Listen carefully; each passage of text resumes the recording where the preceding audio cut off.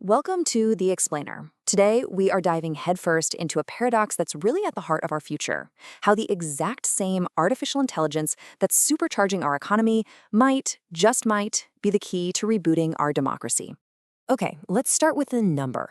In late 2025, the US economy, on the surface, looked absolutely unstoppable.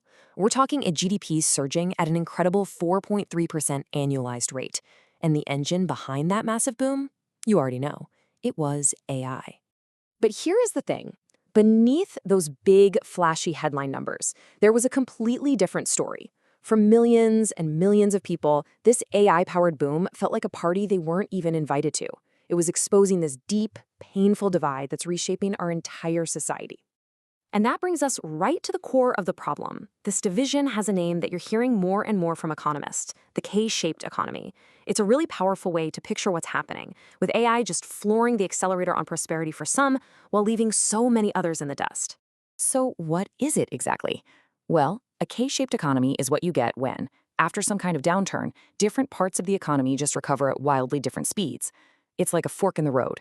The top line of the K shoots straight up to the sky, while the bottom line just sinks. And you can really see those two paths here.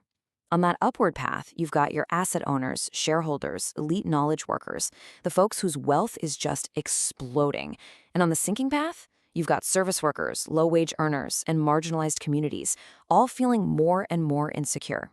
AI is just making that gap wider. And this, right here, illustrates the two sides of that coin perfectly.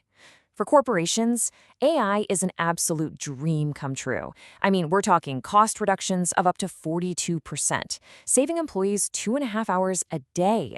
But for households, especially on the lower income side, political choices like tariffs, they're acting like a hidden tax, quietly siphoning away over $1,000 a year. So for so many people, AI hasn't been a ladder to climb up.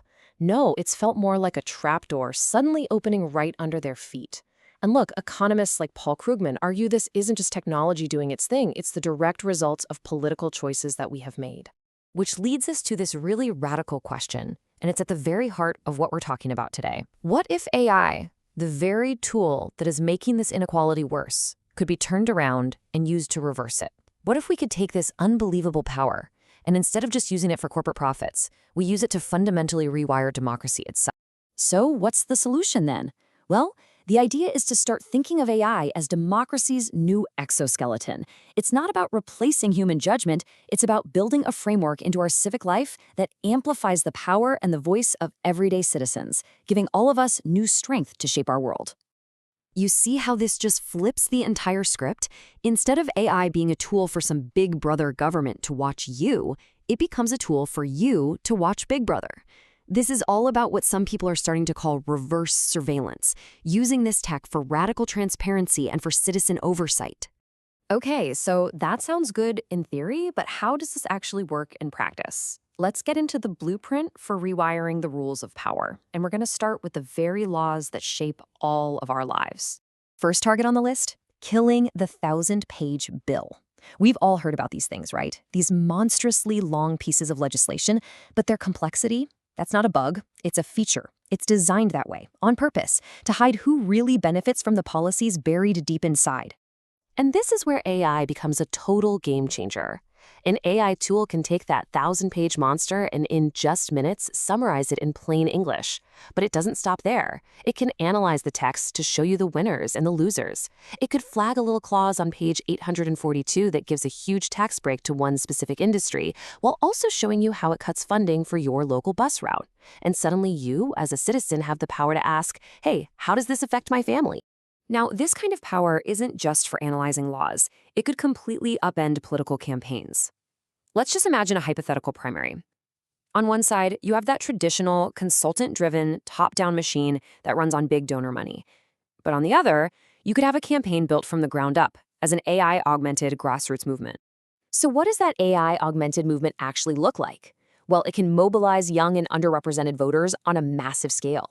It can gamify volunteering, turning civic action into a fun, collaborative project. It could use predictive targeting to find voters who are on the fence and generate culturally specific content in dozens of languages.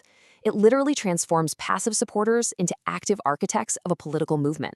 So when you zoom out and look at the big picture, this rewiring of democracy is completely transformative.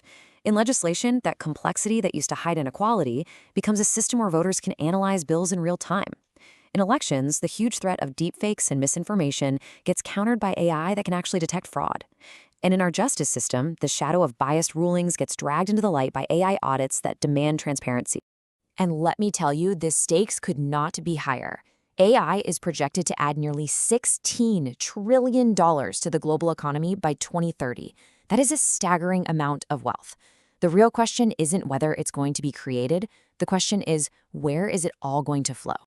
So this brings us to the most crucial point of all. The deep, painful inequality that we're all seeing, it's not our destiny. It is not an inevitable side effect of new technology. It's a design flaw. The K-shaped economy is a fundamental flaw in the way our political and economic systems are designed. But you know what the good news is? The thing about design flaws is they can be fixed. Technology can be a force that drives us apart, or it can be the scaffold that we use to build a more fair, more unified society. The choice of which future we build is ultimately our choice to make. AI gives us the tools. The question for all of us is, how are we going to use them?